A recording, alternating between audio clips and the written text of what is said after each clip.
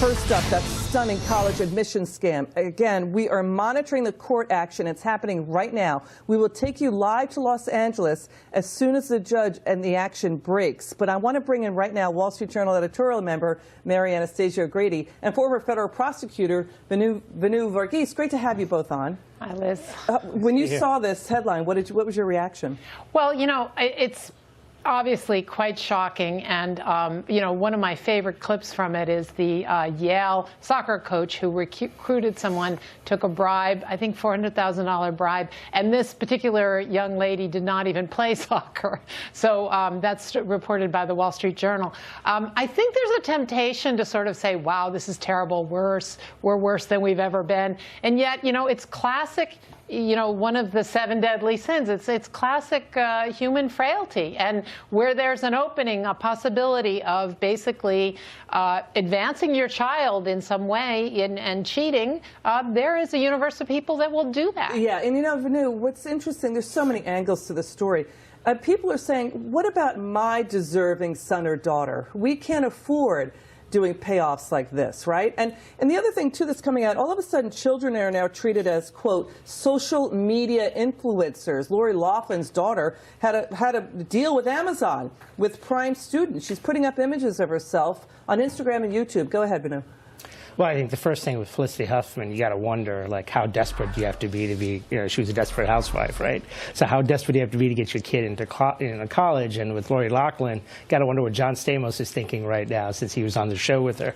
I think with both of these people and everyone else, you've got to, you know, I say hold off for a second. Let's just wait till everything comes out. Because right now, the headlines, it's headline grabbing.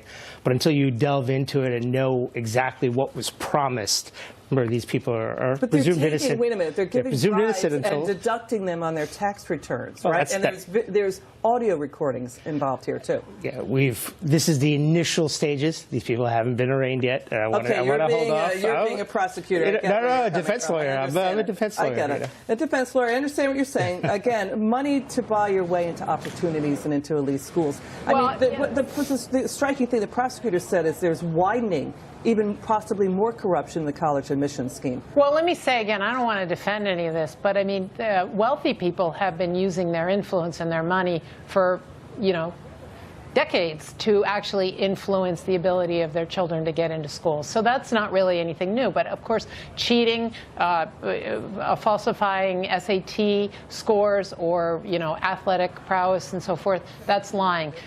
You know, I think, and making like they're student athletes too. Yeah. Right? Yeah. Well, that's Lori Loughlin's kids. Yeah. But you know, I think that also, you mentioned Facebook and Twitter and Instagram and so forth. You know, this is the age of, like, getting to that prestigious place is the most important value, not the values that we tend to think of traditionally. So to your point, you're saying that pennant is the end game, not what you need, the hard work to get there. Is yeah, that I mean, and you could make an argument, I'm not sure, I'm kind of conflicted about this, but you could make the argument that this is really a deterioration of the standards in our society.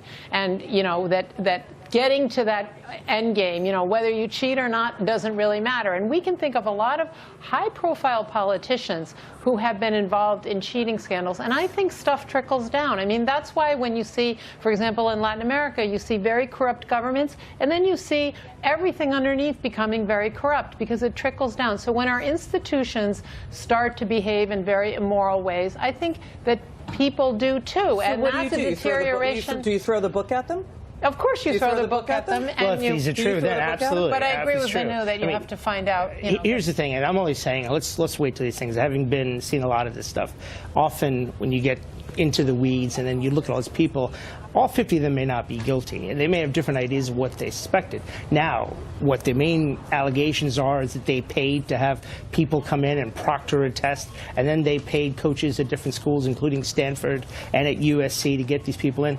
If true, then they should all be punished, because obviously this is not what everyone else has to deal with. Well, it's the complexity of the scam, too, and how they got away with it. And to your point, how they basically got involved. They had a Yale women's soccer coach, a sailing coach at Stanford involved, a men's tennis coach at UT Austin. Yeah, I would say the complexity and the broadness of it. Yeah, it was a lot of universities. I mean, the good news so far is that the universities themselves don't appear to have been involved. They're individuals who took bribes and, you know, rigged the system, but the schools themselves did not do it. So that's a positive. Let's get right to Molly Line. She's been breaking news about this story all day. Molly, what's the update? Well, IRS officials, the federal prosecutors, the FBI announcing today, as you mentioned, the culmination of Operation Varsity Blues. That's this bust-up of this big international scheme, this effort to get kids into colleges, their parents paying a considerable amount of money, according to prosecutors, to make that happen when it may not be ultimately what these kids necessarily deserved. Faked tests and faked athletic prowess being among part of this scam. 50 people charged, college coaches, test administrators, dozens of rich and privileged parents. You've been talking about two of the actresses, Lori Loughlin, Felicity Huffman of Desperate Housewives fame. This is a case where prosecutors say there were people that flaunted their wealth, sparing no expense to cheat the system. The accused mastermind, 58-year-old William Rick Singer of Newport Beach, California, pled guilty today in federal court right here in Boston. A number of charges: racketeering conspiracy, money laundering conspiracy, obstruction of justice. Prosecutors say that Singer either helped parents gain access to these elite institutions by faking their athletic mastery and bribing coaches, or bribing test administrators and one very, very talented test taker who apparently could not just get a child the test a very high test score, but potentially a more specific range of test score. In other words, make it a little bit better than perhaps a failed test of the past. The scheme aimed to help students gain admission to a number of elite institutions: Yale, Georgetown, Stanford, Wake Forest, the University of Southern California, to name a few. Investigators say these institutions, though, did not know about this scam, and a few, like Yale and Stanford, have already taken action against some of the indicted coaches. Essentially, prosecutors argue that the victims in this case were all the hardworking students out there across America that do not have the opportunity to cheat the system, as prosecutors believe happened in this case. Liz? Thank you, Molly Line. Final word to Vanu and Mary. Affirmative action for the wealthy?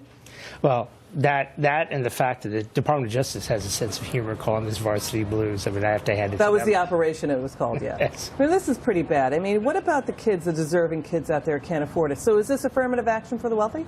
Yeah, I mean, I think basically what we have here is a breakdown of the system that's supposed to have checks and balances so these things can't happen. So it's good that it came out, because now both the standardized test people and the people who accept, athletes, they have to have systems in place so that one person doesn't have that much control. Shocking bombshell of a story. Mary and Vanu, thank you so much to both of you for coming in. Really appreciate it. Again, we're going to stay.